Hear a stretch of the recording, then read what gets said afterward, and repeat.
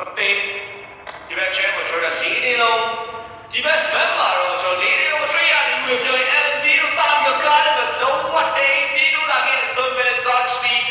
Angel ဒီအောက်ပြန်ပြီးတော့နောက်မှာထပ်ပြီးတော့ကျွန်တော်ဖောက်ပြရပြီးအေးကလည်းကြောင်းနောက်မှာလုံးဝညင်အရင်လေးပဲပြန်ပြီးတော့ထိန်းထားတဲ့တောင်းလျှောက်ရမှာတော့ကျွန်တော် next defender ဆိုရှိတဲ့တရားလေးပြန်ပြီးထောက်ထားလူချင်း pick up ပေးဖို့အောက် Godspeed ထပ်ပြီးတော့ဒီဆိုပါနောက်တဲ့ channel တဲ့ WWF ဒီ NX ဘက်ကိုထပ်ပြီး straight down design ရှိနေခဲ့တဲ့ဘက်ကိုတိတ်ပြီးတော့လာနေခဲ့တဲ့တောင်းလျှောက်မှာနောက်မှာ WTA ပေးမှုတွေကြားရမှာပဲ WWF ပလင်းကြားရတဲ့ညတော့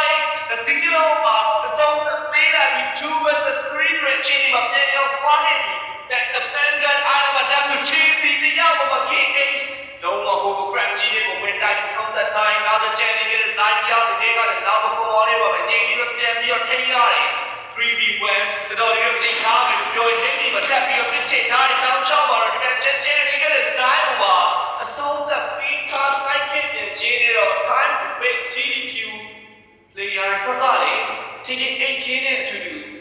ကျွန်တော်တို့အဖွင့်ပထမဆုံးပွဲတွေချင်းနေတော့ရောက်ရှိသွား